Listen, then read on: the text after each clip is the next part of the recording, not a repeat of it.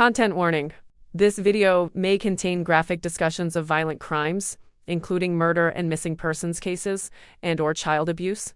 Viewer discretion is strongly advised. Welcome back to True Crime Chronicles. To our dedicated community, it's great to have you here. And to anyone just discovering us, a sincere welcome to my channel. Before we begin, a quick note on our process. Each story is built from careful research, drawing on verified online news archives, documentary evidence, and credible public sources. We trace the timeline so you don't have to. Now, let's open the case file together. Today, we're examining two standards of justice: the murder, the judge excused. April 18th, 1995. A cold night on the outskirts of Regina, Saskatchewan, just outside the city I lived in at the time. You think you know your hometown? You think the darkness stops at the city limits. But on that night, a 28-year-old mother of two was left face down in a ditch near the airport. Her name, Pamela Jean George, and the story of what happened to her and what the justice system did next would expose a racial fault line that runs straight through the heart of Canada. Pamela was a Saulteau woman from the Sakimay First Nation, northeast of Regina. The eldest of 6 children, she left school in the 9th grade and moved to the capital looking for a life that was a little less hard, but life had other plans. By her late 20s, Pamela was a single mother of 2 girls.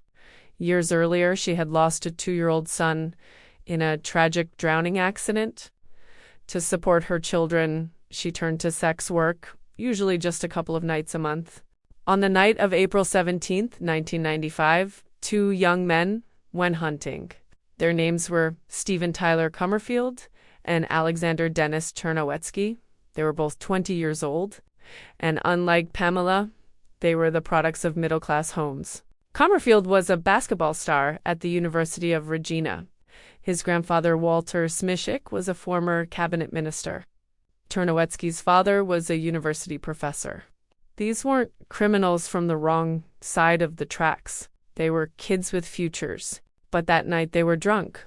They started with a 40-ounce bottle of Southern Comfort, then grabbed a 12-pack of high-alcohol beer. They drove around the streets of Regina looking for a prostitute. When they found Pamela, they hatched a plan that tells you everything you need to know about their intent. Ternowetsky hid in the trunk of the car. Kummerfield lured Pamela into the vehicle, telling her they were going to a spot near the airport. She didn't know there was a second man locked in the back. When they arrived at the gravel road, Kummerfield let Ternowetsky out of the trunk. Pamela started screaming. She tried to run. They caught her. According to testimony, she performed oral sex on the men. Then they hauled her out of the car. They beat her. Not just a push or a shove, a brutal, vicious attack. Dr. Modesto Iscandler testified for the Crown that Pamela suffered a broken nose, swollen eyes, cuts to her face and lips, and so many bruises on her head and upper body that it was consistent with being struck by a blunt object. The damage was so severe that her family could not open the casket at her funeral. They left her in a ditch to die. Initially, Kummerfield and Ternowetsky were charged with first-degree murder, but during the trial, something happened that caused an uproar across the country. The judge, Justice Ted Malone of the Saskatchewan Court of Queen's Bench, gave a specific instruction to the all-white 8-woman, 3-man jury. He told them that it would be very dangerous to convict the men of first-degree murder. And why? Because Pamela, and I am quoting the judge directly here, was indeed a prostitute. He argued that her profession muddied the waters of consent. Consent was the key to a murder conviction versus a manslaughter plea. The jury took less than a day to convict them of the lesser charge, manslaughter. The verdict landed like a bomb.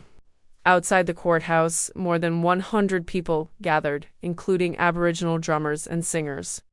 Inside, Pamela's relatives left the courtroom in tears before the judge even finished explaining the sentence. And the sentence: 6.5 years.